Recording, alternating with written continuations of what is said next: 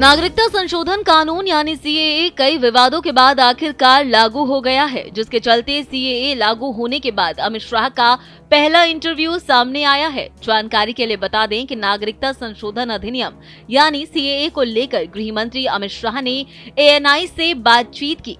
जानकारी के लिए बता दें कि नागरिकता संशोधन अधिनियम को लेकर गृह मंत्री अमित शाह से एएनआई के इंटरव्यू में पूछा गया कि इसमें तीनों देशों के पारसी और ईसाई लोगों को नागरिकता मिलेगी, लेकिन मुस्लिमों को क्यों इसके दायरे में नहीं रखा गया।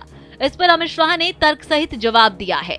उन्होंने कहा कि सीएए का उद्देश्य पाकिस्तान, अफगानिस्तान और बांग्लादेश से 31 दिसंबर 2014 तक भारत आए प्रताड़ित अल्पसंख्यकों को नागरिकता प्रदान करना है। साथ ही उन्होंने ये भी साफ कर दिया कि मुसलमानों पर धार्मिक प्रताड़ना नहीं हो सकती, क्योंकि तीनों देश इस्लामिक स्टेट घोषित हैं। इस कानून में एनआरसी का कोई प्रावधान नहीं है। इस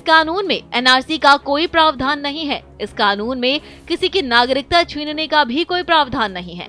चलिए आपको वीडियो दिखाते हैं। आप मुसलमानों को नहीं शामिल कर रहे हैं, तो वो क्राइटेरिया ही है कि मुसलमान नहीं होने चाहिए। ऐसा नहीं है।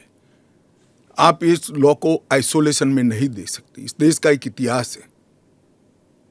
15 अगस्त 1947 को देश का विभाजन हो गया। देश 3 हिस्सों में बंट गया। वो बैकग्राउंड है। भारतीय जनसंघ, भारतीय जनता पार्टी हमेशा विभाजन का विरोध किया। हम कभी सहमत नहीं थे। इस देश का विभाजन धर्म के आधार पर होना ही नहीं चाहिए था, मगर उस वक्त किया गया। जब धर्म के आधार पर आप विभाजन करते हो और वहाँ जो अल्पसंख्यक है उन लोगों पर ढेर सारे अत्याचार हो, धर्म परिवर्तन कराए जाए, इनकी महिलाओं को अपमानित किया जाए, वो माँ बहन बेटी के लिए वो शरण में आए भारत की, तो क्या उसको यहाँ नागरिकता का अधिकार नहीं है?